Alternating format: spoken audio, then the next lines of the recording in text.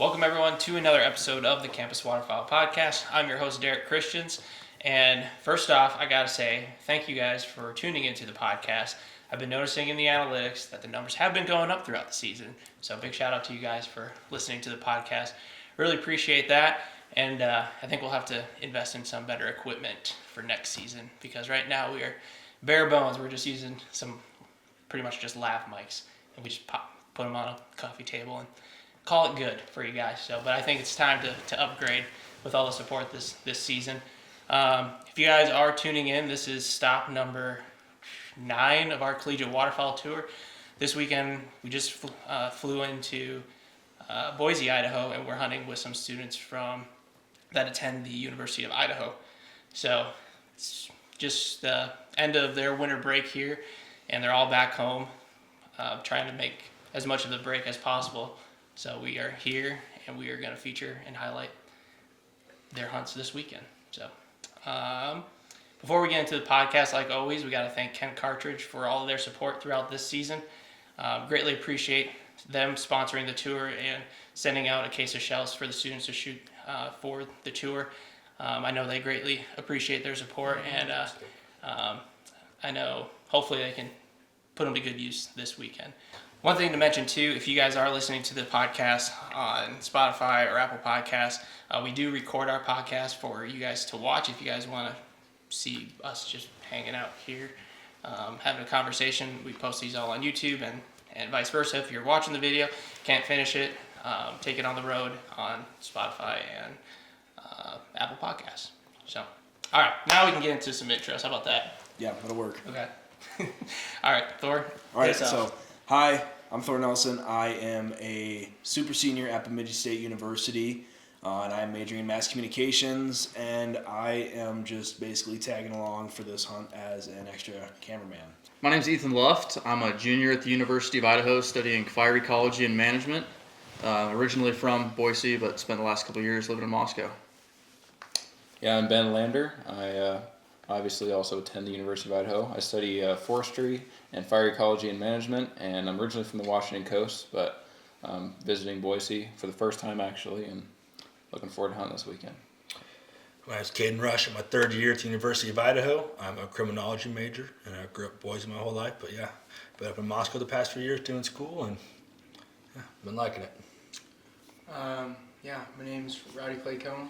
I'm a third year student at the University of Idaho studying rangeland ecology and management, and I'm also from B-Dizzle, B-Town here, so a long-time native, big Boise guy. There you go. Yep. So yeah, you guys mentioned you grew up in Boise and everything. Take us back to how you guys all met and kind of what was that, I don't know, that impression that you guys got from one another, I guess, as, I don't know, time went on. What made you guys go waterfowl hunting? Well, if I could take it back to the first time, he's my kind of like main waterfowl hunting partner. We met in kindergarten. He started a foot race club. It was pretty competitive. A lot of guys trying out for the foot race club, and I wasn't fast enough. He actually cut me from the kindergarten, it's like a wind sprint team. He cut me, but later he was so bad at duck hunting that he asked for some help, and That's the case, huh? yeah, from there we actually moved in together, and now we duck hunt together all the time. So we're actually neighbors. That's how we actually met. So yeah, we're just buddies. So there was no foot race club? There was He actually kicked me out. No, he actually went home and told his mom, and she went to the school about it. She said he was it a was boy. a giant ordeal. And she said you can punch him in his big throat, but I didn't do that. Instead, I was more civil. But now we duck hunt together. So myself, Rowdy, and Caden all grew up within about a stone's throw from each other in Boise, and we'd all gone to school together for Elementary school. school all the way through college. Like they said, they lived together, and myself and Ben lived just a few hundred yards down from him in Moscow. So been able to continue our friendship for about as long as I can remember. Long time. Yeah. Ethan and I met just through College of Natural Resources, which we're students of in forestry and fire ecology, and we lived in the dorm for that college our first year. So Okay. it's a great way to meet people. Like in through the similar halls and that programs. kind of stuff. Like they have that designated major. Yeah, halls. there's actually they're called living learning communities, Yep. and there's different. So we have a specific college natural resources building. So Ben ended up living down the hall from me and my roommates, and we hit it off, and have lived together for the past 2 years since then. Nice. A lot of conversations about duck hunting and then spark. Yeah. Oh yeah, It's a good way to meet like-minded people. yes, for sure. If everybody's studying outdoor things. I guess, one quick question. At the University of Idaho, is there a lot of duck hunters on campus there? I'd say there's a lot of people who come in duck hunting, but the area is heavily private and there's just no big bodies of water. There is, but they're a little ways out of the way. So Okay. if you're gonna pursue duck hunting, you gotta be willing to drive, I guess, and put in a lot of time for that. But it definitely can be done. I'd say. It's been like for us, we do most of our hunting just while we're at home. We've put in. Yeah. I don't think we've done a single hunt. Actually, Yeah. while we're at school, we do almost all of our. We do a lot of big game hunting, turkey hunting up there, a lot of fishing, but we just haven't put in the same amount of effort for scouting for ducks and stuff. So Yeah, the turkey hunting and the big game hunting is big in North Idaho. Most of Idaho is primarily mule deer, but they get pretty big whitetails in North Idaho, so that's a draw for people, and the turkey hunting is also really good. Do students take advantage of a lot of those like big game opportunities? And Yeah, I think all of us can attest. We have a group of like 10 buddies up there, and it's always fun. We can always come back on the weekend, share stories of deer we encountered, deer we missed, deer we shot, and yeah, it's always fun. We got a good group up there, and I'd say a lot of people take advantage of it. Yeah, a lot more big game hunters and waterfowl hunters, definitely. Is it pretty tough to get permission up there with all that private I was just land? gonna say, it kind of depends. For deer, yeah. For turkeys, they literally beg you to go and shoot every bird on their property. It's People will ask you to do like Turkeys are non-legal things. considered pests up there. Yeah. Yeah. So there's quite a bit of opportunity if you're willing to just brave up and go have a little confrontation. You know, gotta ask, but most people are pretty willing, especially for the turkeys. But deer, a lot more people let their family members hunt, and typically you're gonna have a tough time getting access for deer. It's kind of tough going in there too, because there's like people have had those relationships with farmers up there for so long, Yeah. and then we're kind of jumping in like, hey, like, And we're all from Boise, yeah, so they're right, not not, willing. no locals or anything. We're not locals, and we just Yeah. try our best to get on there. We've had some luck though, unless you're Ben and you get bit by a farm dog. Yeah, waterfowl's hit and miss. I did get bit by a dog, but you knock on enough doors, I feel like it's bound to happen. Yeah, same kind of thing. It's kind of hard if you got 4 years and you're trying to make a relationship with a farmer. People know them. So there's some areas that are definitely locked down. Somebody who's lived there their whole life hunts it all, and then there's other areas that more out of the way. But the bird numbers aren't as much as they are kind of in the Treasure Valley here, which is Boise. But Yeah, I can't really speak on North Idaho hunting as much, but down here, I think people would be surprised. I don't think a lot of people think of Idaho as a duck hunting state, but it's not amazing, but there's definitely decent opportunity if you're willing to work for it. Certainly. What was your guys' like perception of Idaho duck hunting coming here? Like, what did you guys hear? One thing that really caught my eye was just the 7 duck limit. That in Minnesota it's 6 birds. I mean, I know it's only one more, but still, like that. That's a lot, yeah. That typically, like in my head, just resonates with there being more birds around naturally. Just thinking that they're, like if everybody can shoot 7, and then also, your guys' season. I'm used to a 60-day season in Minnesota, and you guys Yeah, get we were talking about 108, Hun- 108, I believe. 108. Okay, yeah. so. still. A lot longer than we have to harvest Yeah. birds. So that's also another thing that I guess I wish we had that opportunity back home. I mean, you can shoot geese like for about that amount of time, from typically like early September until middle to end of December in Minnesota. But yeah, definitely not for ducks. They just Yeah, don't we were stick talking around. about that, like how your deer season, duck season compete. Like Rad and I spent the first 2 months of duck season just chasing whitetail in the rut, and then we come home and have enough time to hunt. But you were talking about how you can't even, if you're in the duck blind, you're bothered because you're watching people shoot big deer, and you go shoot deer or go hunt deer and watch guys shoot ducks all day. It sounds pretty frustrating. It is. It's very frustrating. Let's wait for the clock to quick chime in. I'm gonna Okay, really we need did- you to get a different clock. I think it's a nice home, but the creepy clock can probably go. What time? 8 o'clock. We got. Oh, it doesn't do 8. 8 days, or was it 8? Did you just do 8? I didn't Must have count. been We were eight. I wasn't talking. counting. It kind of got muddled up. But yeah, it's definitely.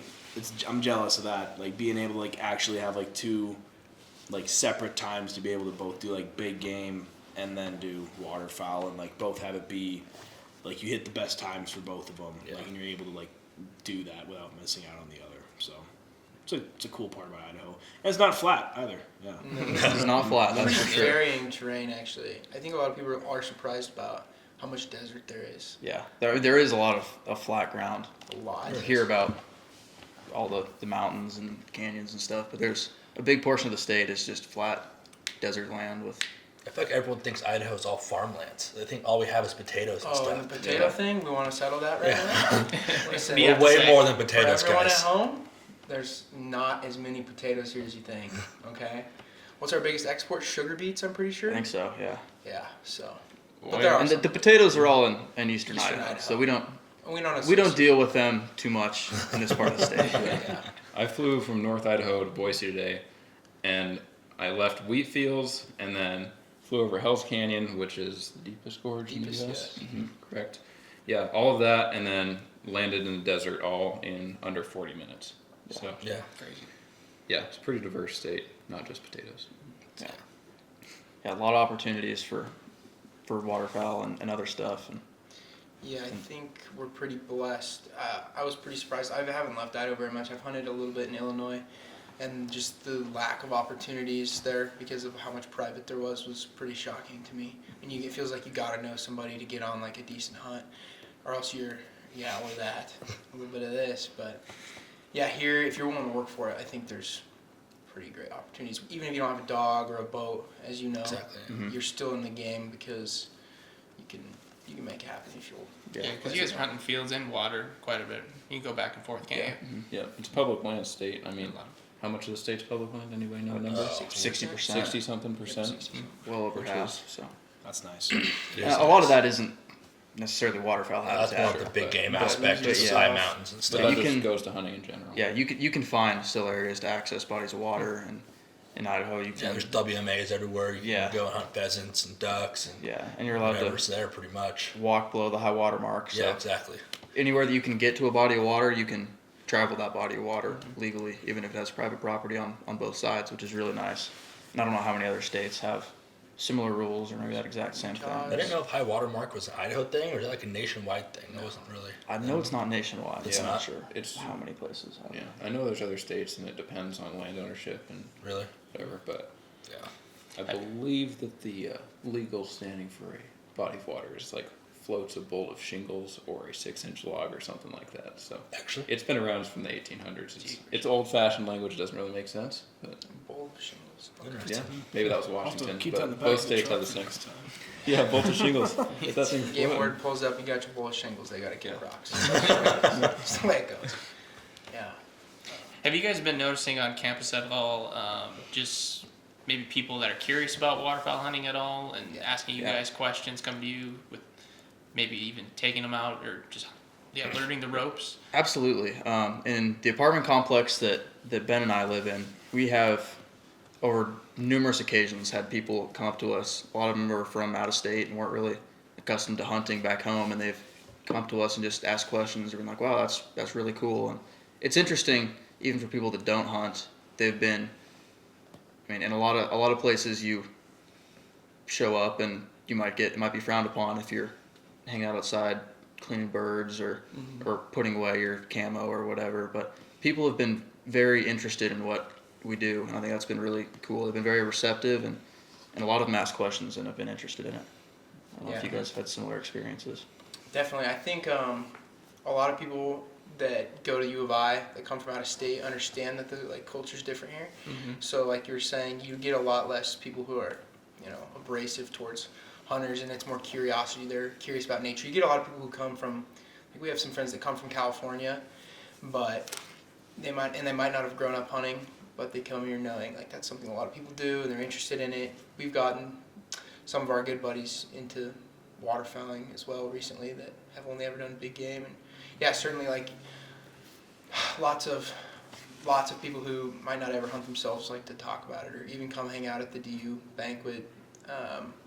just chat about it, because people like to do that, are easygoing, good time folks. So it's a pretty good environment for people to like ask questions and be curious about it. And I mean, if you ask someone to go hunt with them, they might not take you to their best spot, but I'm pretty confident they would at least tell you somewhere decent to go or point you in the right direction. Yeah, Moscow, Idaho is not really known as far as Idaho standards, it's not known for its waterfowl production by any means. No. Which is why we hosted our first Ducks Unlimited banquet as the Vandal chapter last spring. And I was very pleased with the turnout. And we had a lot of people come that weren't particularly into waterfowl, but they just understand they either big game hunt or turkey hunt or just enjoy the outdoors and understood the conservation part. And fishing's a big thing up there too, so you throw out wetland and waterway conservation, that gets people's interest for sure. And there's a lot of outdoorsmen up there in general. Even if it's not waterfowl, I mean, it's kind of like a new aspect that's kind of brought up there with the Vandal chapter and stuff, because there's a lot of big game, like you were saying, fishing. And I think that, I don't know, it's just something that I didn't know is kind of up their alley in a way, so I think a lot of people I know the last bank went really well for us. People enjoying it, and we have a lot more people planning on attending next year, and I think it's just something new up there and fun. It's just different for the Palouse for sure. It felt like the word got out a little more, because last year, I think some people poking fun at us, like in a joking way, like calling us like a duck frat. They don't quite understand what Ducks Unlimited is. But then I think a lot of people heard about how fun the actual banquet was, and this year there's been a lot of people asking who didn't go last year. More of those questions about what is Ducks Unlimited, what kind of hunting do you guys do? The interest overall has definitely increased from at least this last year to this year, I think. Was this your guys' first time hosting a spring banquet? It was. Yes. Yep. This wasn't your first year as a chapter, was it? Or No, we just did online things the first year. oh, that's right. and- Yeah, COVID. COVID. Yeah. And we went on. We didn't know it at the time, but we ended up following a Rocky Mountain Elk Foundation banquet by like 2 weeks in the same town, the same venue. So I was a little nervous when I found out that was happening. I was like, oh man, everybody's gonna. It's an elk area, it's not a waterfowl thing, but just shows, I guess, we had enough interest in the town that we sold out as many tickets as we had wanted to sell. So yeah, really encouraging. Just had a quick intermission. We're gonna pivot here and talk waterfowl hunting tactics, or anything that these guys have noticed this season, or just any tips or advice that they might have. Even though it's toward the end of the season, some seasons are over with. Maybe you guys can use these next season. But what is, I guess, let's just go in a circle here. What one piece of advice about anything waterfowl hunting that you could share that maybe would help someone out there? I'm gonna start. Thor, you can start. I'm starting? Yep. Oh my gosh. Sometimes less is more. I know a lot of guys, especially with, social media and YouTube being around, people get some kind of thought in their head. Maybe they have to throw massive spreads to kill a lot of birds. But sometimes in high pressured areas, if you just throw out something that's a lot more realistic, but not super big on numbers, you can see really good results, because you're not doing what everybody else is doing on that same body of water in that same area, and it can be a lot more realistic for the birds. It can be something that they are not used to seeing when they're getting shot at, and I guess changing it up and maybe not giving them the whole kitchen sink every day of the season can work in your favor. Yeah, and kind of going off that, that's very similar to what I was going to say, but the same thing goes with calling.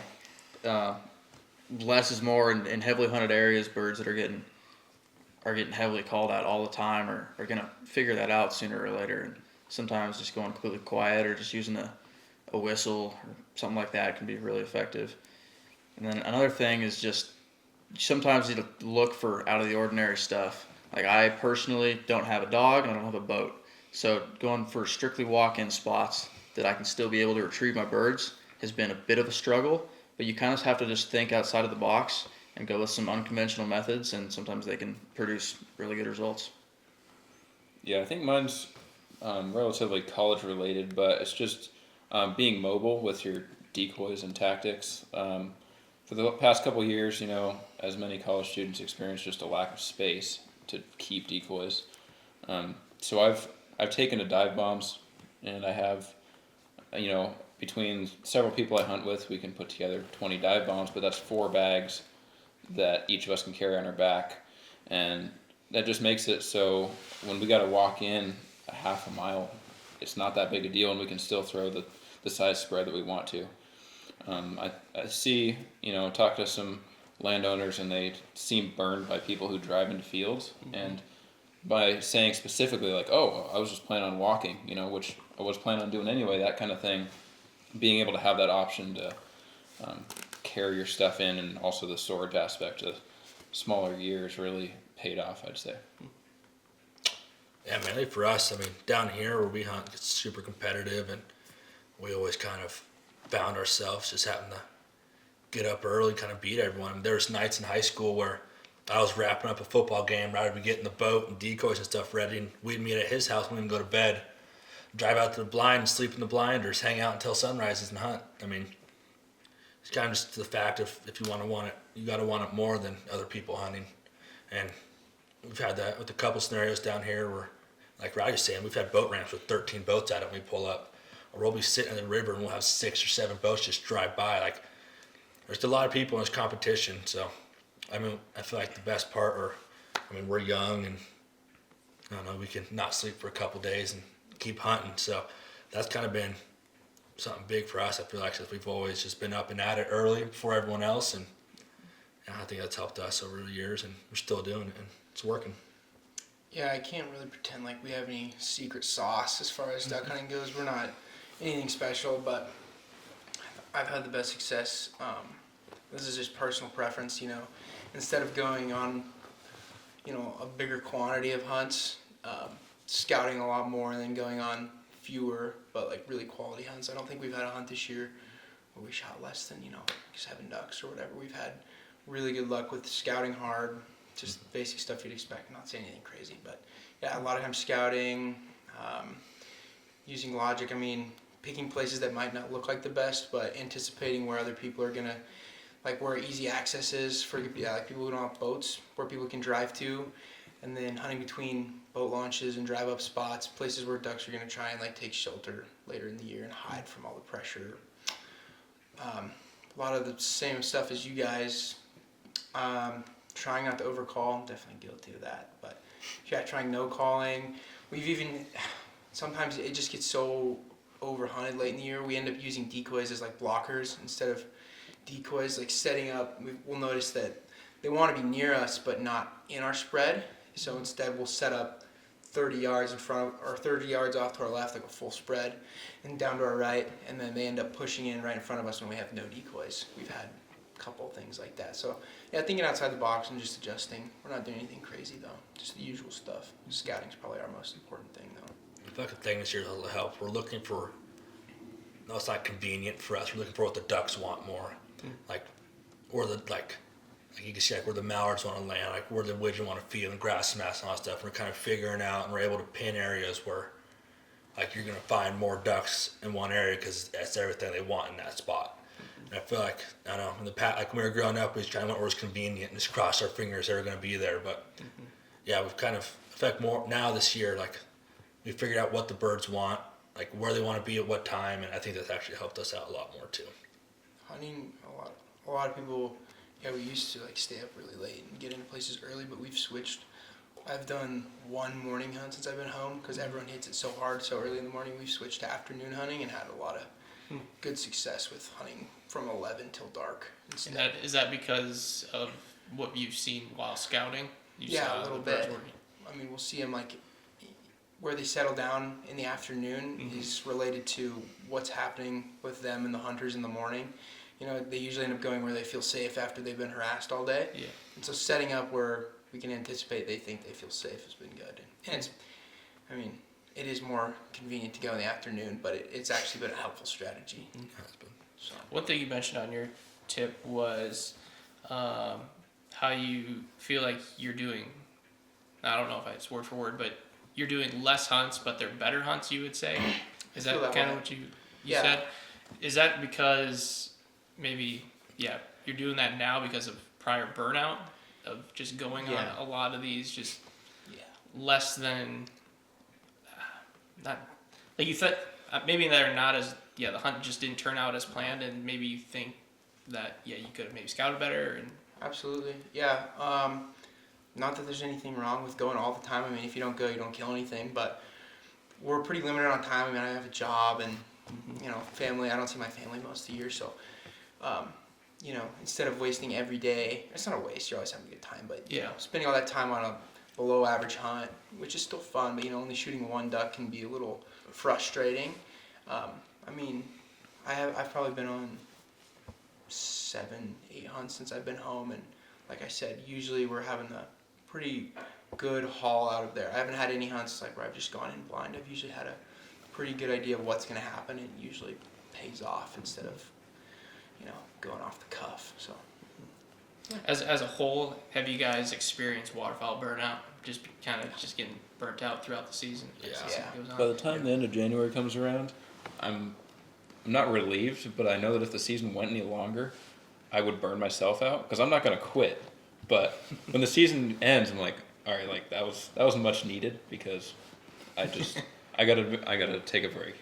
Yeah, and I've noticed. I mean, in North Idaho, around where we go to school, archery season starts August 30th. Yeah. So I usually start hunting 4 days a week in the end of August, and going with that, between scouting and hunting, continuing with that 3 or 4 days a week through the end of January. I definitely get burned out towards the end, especially if things aren't going the way I want to, but I'm always anxious to do it again the next fall. So Yeah. I always say I'm ready for it to end, but then as soon as it's over, I just can't wait to go hunt turkeys in the spring. I mean, yeah. I think I'm tired of it, but we all love it a lot. I think it's forever. I feel like this year especially I've been a little bit less inclined to get after it. I feel like I've really spent myself during big game season. I went really hard for, I didn't end up with an elk. And I guess I got a deer, but still went super hard during big game season. It's been a lot of time and money. I'm pretty broke. I only work at Walgreens, so they don't pay super well there. But yeah, we both work there. But yeah, it actually going into duck season was a nice switch, but definitely burnout for sure. I spent a lot of energy elsewhere. So yeah, I think it definitely happens. Yeah. No, I do want to kind of limit myself to not get burned out while I'm in college and I have days that I don't have any classes and such. I'm never going to have this much free time again in my life. I feel almost guilty not using my time now. Exactly. So while I am concerned about getting burned out, I know if I don't go out as much as I can and put forth that effort, I'm going to regret it later in life. So Definitely. Yeah, we're in a pretty lucky time now where we have classes, but still we're done at like 1 or 2, and we can still run up and go chase big game or waterfowl or whatever we want. So yeah, like the deer and turkey and Yeah. to some extent elk opportunities around Moscow, you can. I was going to say, that's a big draw to our school. Is Yeah. You're 20 minutes from your doorstep to we both killed amazing We hunting. both killed bucks 20 minutes from our house. Yeah. Countless turkeys in 20 minutes. Like, There's Moscow's got a special feel. Definitely it's not for everyone, but it definitely fits our wants and needs for sure. I think that's why we like it so much for sure up there. One thing, I met Rowdy at third term, first time. I've known for a few years. Yeah, You been and I have third talked term, through third term. Instagram and stuff, even before third term and stuff. And that's kind of how this whole thing kind of probably came about. I've always wanted to kind of come out here. Ben would always send in pictures and everything. Yeah.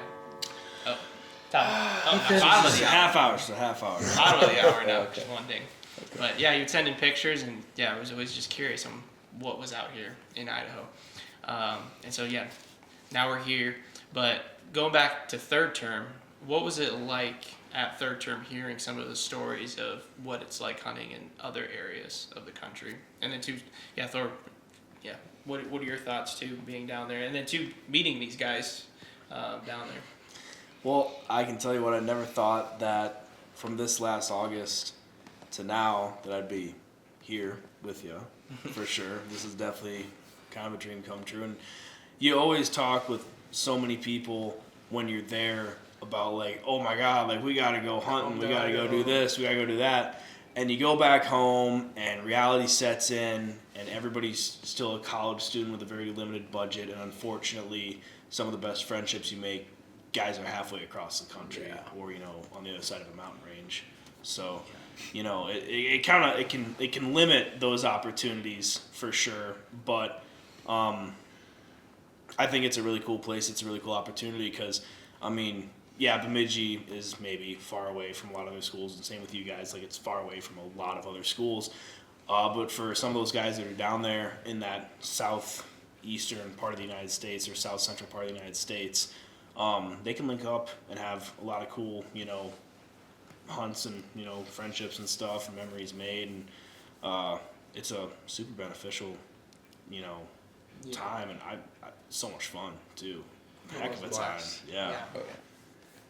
Yep, and just hearing the different hunting experiences, like, if you shoot a wood duck here, that's notable for your season. And then to talk to guys who hunt in the South, and that's every day to them. That's pretty cool, And then I've never seen a black duck, but and then that's something somebody else from the Northeast can talk about. So being able to share experiences and kind of learn how they do things is pretty cool. Yeah, I think not just for like hunting reasons was it fun. Just meeting people from that part of the country was great. They do everything different, just literally from the way they talk to the way they hunt is different. It's fun to swap stories and hear how they do it different than you, and great networking experience. I met some guys. I think I'm actually gonna go to the East Coast and do some red fishing, fish for redfish. I don't know how you say that. Red fishing? Fish for redfish. Fish for red, Yeah. red fishing, Yeah. sure. But yeah, it was a fun time. It's a little. One thing I was pleasantly surprised about was sometimes when you're talking to other guys that hunt, you end up in this kind of passive aggressive thing where you're showing pictures to each other of like limits and You bringing up like one-upping yes, in a way? one-upping. That's something that really. I'm definitely guilty of it too, but when someone's doing it to me, it bugs me. I think all hunters are. Exactly. Especially when you're swapping Going stories about to your the- place. Yeah. But I didn't feel like that. I was talking to a lot of different people, and I felt like the overall vibe was kind of that we're all here. Clearly, we all can shoot a limit. We can all blow a duck call. No one was really competitive. Everyone was there to meet new people and learn. It wasn't a show-off kind of thing. Everybody was kind of sharing a common goal, Yeah. Absolutely. A lot of times when you're talking to people who want to go duck hunting, it feels like a please take me. But everyone is from such a different place and do a lot of different things, especially, and I guess a lot of them were from the South, but us being from out here, and it's such a different hunting experience, it didn't feel like a please take me. It was like, I have a cool experience that we could swap with you. You come out here and do this thing that we do all the time and you never get to do, and I'll come out to Idaho, see some things, and it felt like a good trade-off. Like the people we met weren't trying to take advantage of each other. It was willing to share what they love to do. Felt like that was one thing I enjoyed. Do you think seeing, and this is a big thing that just Campus Waterfowl does, is just highlighting how hunting is different across the country? Do you think that is beneficial for, I guess, waterfowl hunters or even just natural resources in general? Just people sharing their experiences? Is that good for, I would say, conservation? Go ahead. I would say definitely. I mean, it opens people's eyes to a side of things that they can't usually see, and shows them that not only, everybody has cool opportunities in front of them, but it shows them that like the conservation stuff that they have to worry about at home isn't everything. So like back to what we were discussing earlier about if you can like see a Ducks Unlimited project, you might go further, but people also have to understand that some of this Ducks Unlimited funding and other stuff for conservation goes elsewhere, and other organizations have similar goals for other focuses, such as like Pheasants Forever and Rocky Mountain Elk Foundation, and all those organizations kind of come together. And I think while Campus Waterfowl is waterfowl focused and showing waterfowl stuff, it helps bring people together in that kind of common conservation goal. It highlighted for me that I was so much different than a lot of those people, raised completely different. I think we shared a lot of similar values, but even if we didn't,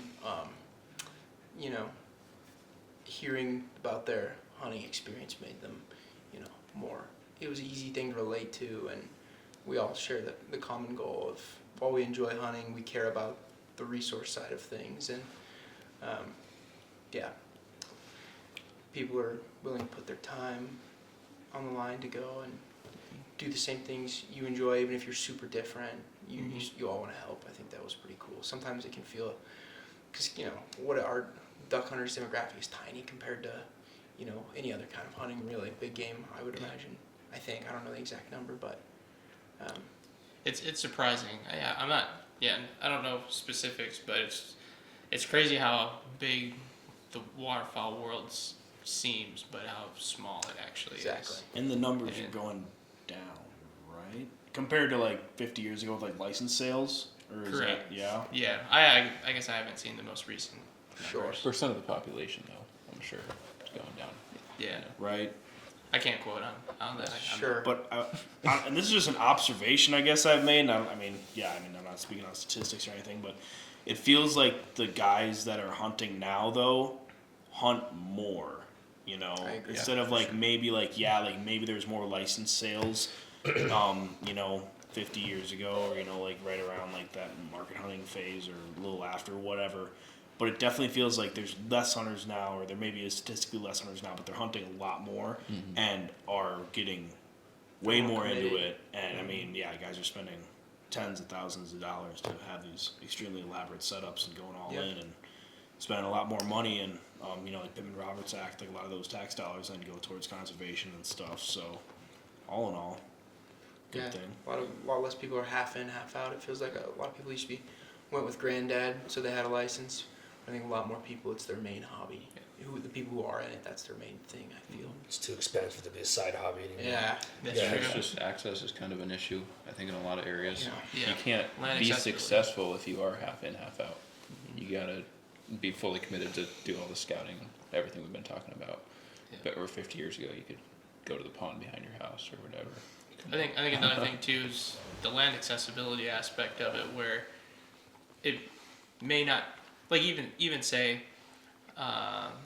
the number of hunters stayed the same, and just land access, I feel like, has gotten less and less over the years. And so that just looking at the density of hunters on a piece of property, it's gone up. So a lot more competition, which can make it seem like there's more hunters, I think. You hear sometimes too, where Saying you're a hunter can be kind of an abrasive thing in today's social climate as well. I think it's less accepted as a whole, all kinds of hunting, but ducks especially. I think a lot of people maybe struggle to I will counter that. I think it's so? becoming more accepting. You think people are more accepting of it? Maybe it's because of my environment. I spend a lot of time around college-age kids who have never done it at all, and they don't understand. I think a lot of people can wrap their head around big game. To them, that's more like livestock. I think in the next few years you'll start seeing, and I feel like it's turning right now, where I think the general public is becoming a little bit more accepting of hunting, and because it's being seen as self-sustaining rather than killing for the killing aspect. Do you think that that's true of both of waterfowl, or I think especially waterfowl. really? Mm-hmm. Okay. Yeah. Again, not statistics based, but I'm pretty sure during 2020, license sales went up in a lot of states as people had free time, and so hopefully we can see that kind of. It's not a bubble; it'll continue, and it'll help to build more hunters and fishermen. Yeah, I think fishing for sure has definitely already turned that way, but I think you'll start seeing a trend now where hunting will kind of start More accepted. being more accepted, I think, by the public. I know we're seeing that a lot in Minnesota, for sure.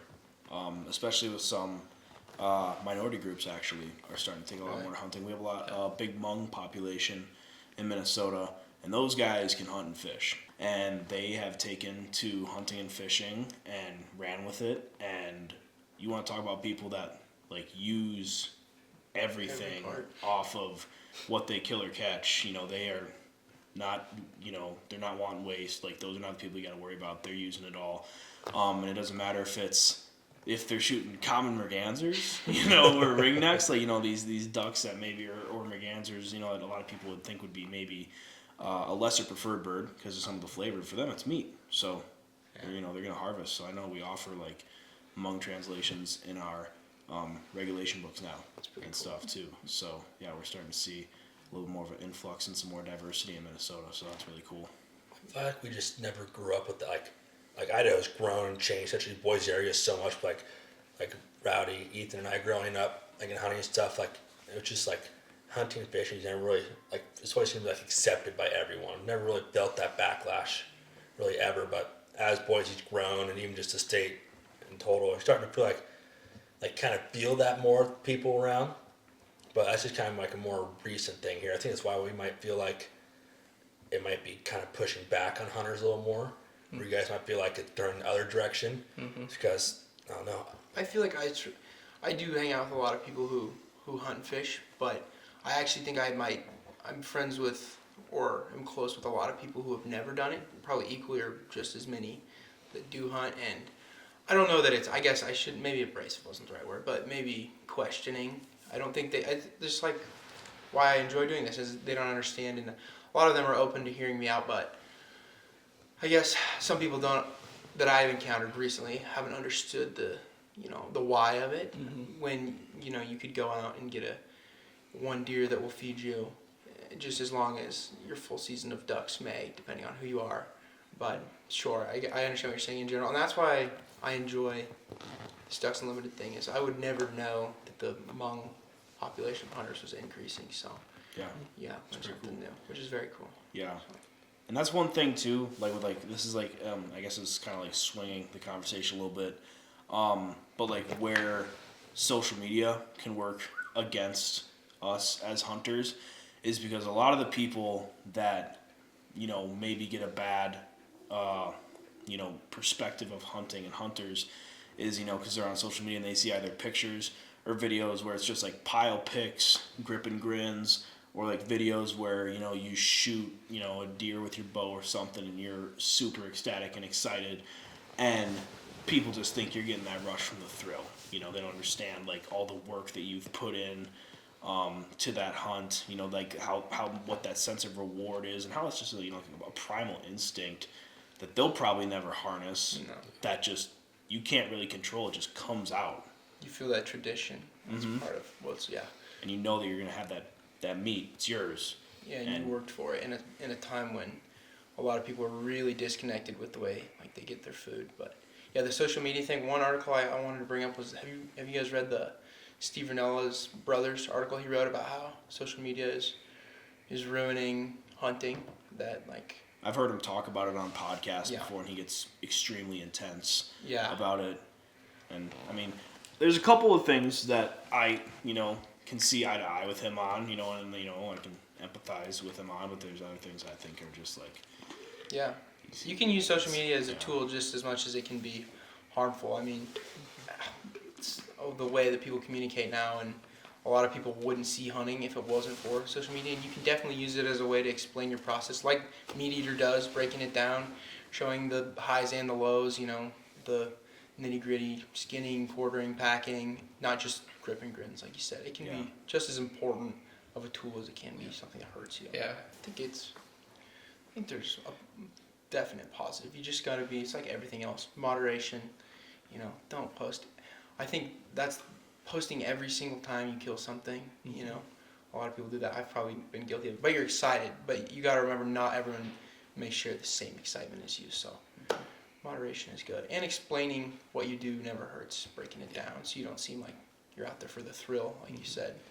I really don't have a problem. Like the only problem I have with social media, like how we go back to how like there's like we're on the smaller like hunting groups, like the waterfowl and all that stuff, and like when you're like we talk about the backlash, like most of the backlash you see like other waterfowl, like No kidding. like we were talking like it's just ridiculous how like we're like not a huge community, but the amount of like The internal turmoil yeah, is it's great. just it's so frustrating to go and see people just bash on someone who is 1,000 miles away, and they don't even know what the person's doing. They just see one picture and they assume they know their entire life and hunt. And that's, I mean, I don't care. You go and post whatever you want on social media. You post, people get upset if you see your spots or whatever. Like that's like what it is. What it is. I mean, that's just the day and age we live in. But the part that bothers me is just the waterfowl community can be pretty toxic at times, and just I just don't understand how people feel like they, or where they feel like they had the need to go out and just, I don't know, Especially someone pick who and doesn't know what poke they're at. doing. Yeah. Yeah,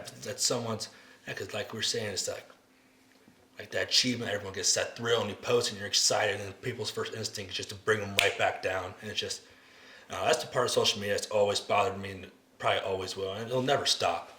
And for some reason, I don't know. It's just people like to rain on people's parades because they don't like to see other people successful sometimes. And I feel like that was the one thing. If we could just, as the waterfowl community, kind of just like lift each other up and just like good job or nice work or something like that. You just don't see that as much. And if that was right, I would totally be in for hunting social media and all that. But that's the part.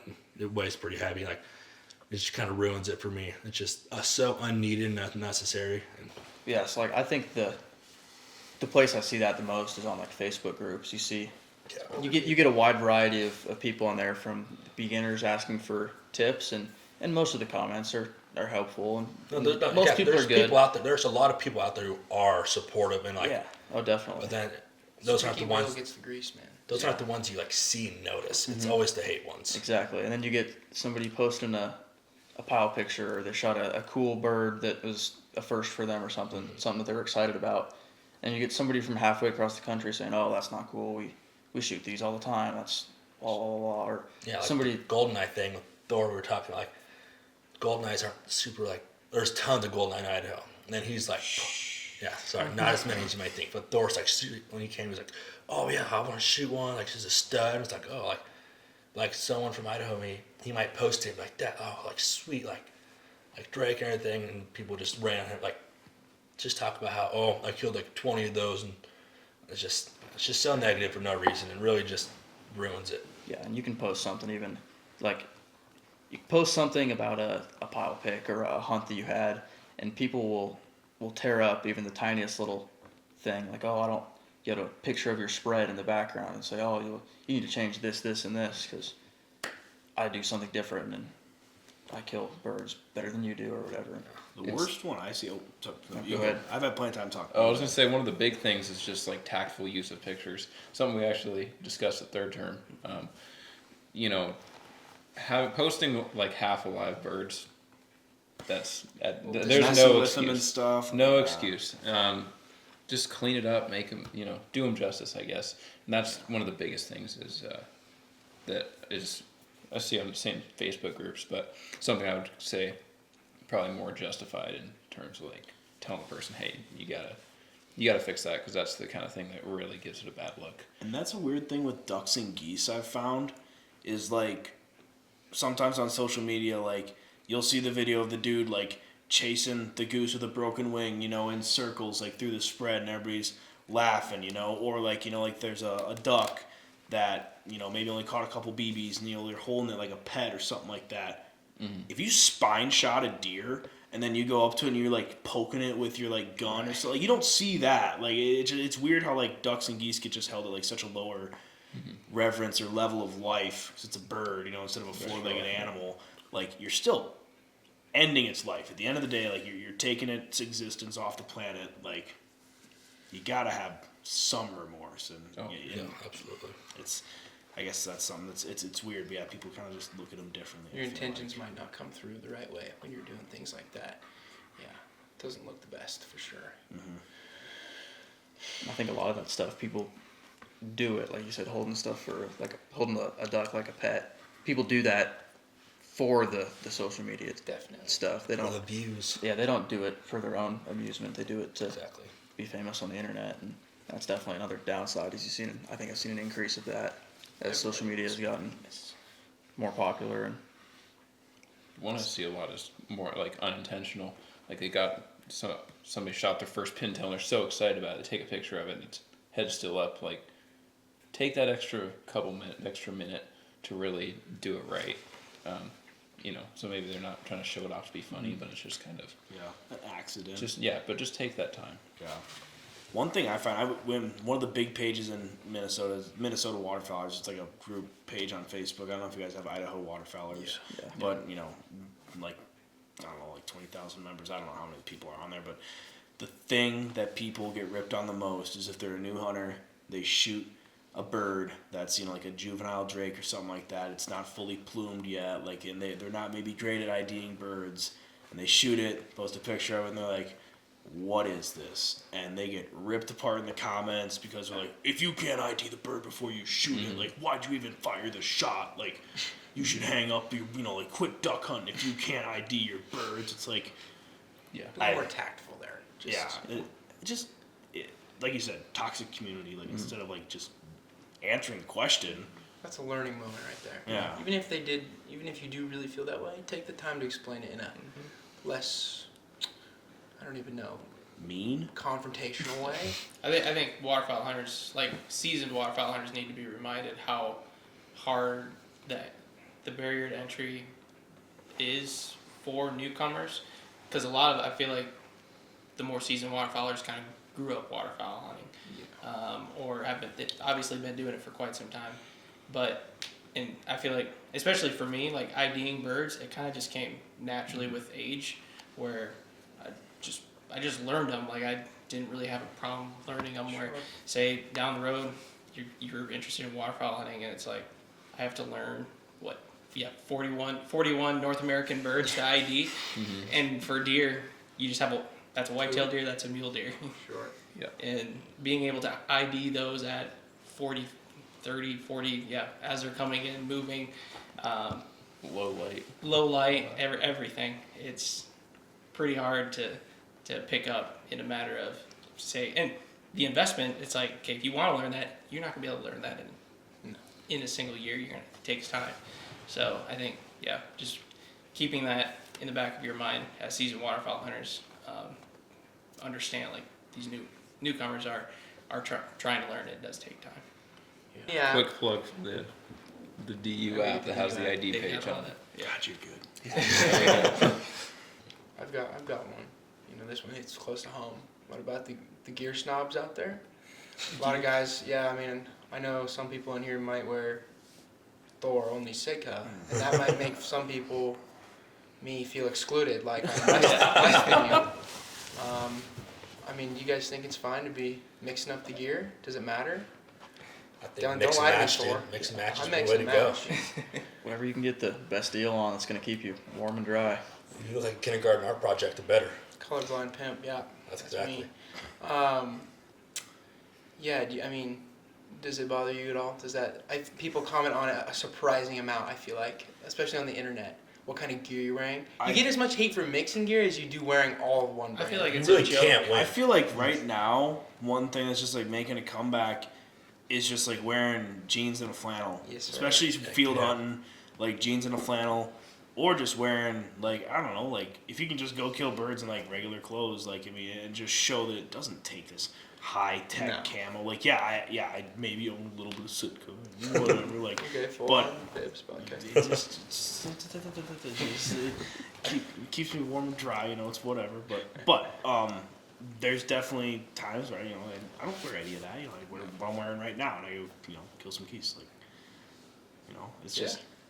It is what it is. I don't know. I feel like the old school, like the bottomland camo is making a big comeback. Solids are making like a lot of companies are just like producing solids now, and guys are wearing that. And I mean, it's just, I don't know. It was a marketing gimmick that you needed to wear this to kill certain birds. I mean, yeah, some birds are real stingy, and you'd maybe need to blend in better. It can make a than difference for others. sure, especially this late in the season. Carhartt But bibs. It's another one. Carhartt. Carhartt I think- bibs are making a comeback. Oh, yeah. Yeah. I think camos and just patterns and gear, now it's coming to the point where it's just, I feel like hunters are just giving each other a hard time. for the Just- laughs, Yeah. probably. And I think that's kind of, as hunters, I feel like we're just people that always just give each other a hard time just for the fun of it. Yeah. And sometimes it can come across as you're, like, maybe you are making fun of them, and I think, It's mostly a joke. yeah. Just kind of knowing your Pe- audience. People need to know, yeah. Yeah. And especially, I feel like newcomers, they need to know that too, where it's, Yeah, you can kill. I mean, your grandpa was killing stuff in, blue jeans and a green shirt. So, and the Elmer Fudd hat, of course. You don't need the. Naturally. You don't need matching Kuiu shirts. this was his. This is a requirement. Did you guys Yeah. plan know. this? Or? He We called went, me and no, he's like, stop. Nope. We went and scouted this morning. I had this. I was already wearing this. Then magically, we come back here about 5 hours later, and he decided to match me. "Want the real story?" No, dude, don't even. Can you put your Guyu on? We're gonna be on camera together. That's I was like, oh my gosh, whatever. So I put it on, make me feel better. You know, it's whatever. We match a lot. We live together. We have matching underwear on too, but we won't show that. That's cute. No, it's cute. Thank you. Are you guys gonna be matching tomorrow too? Yeah. Yeah, Absolutely.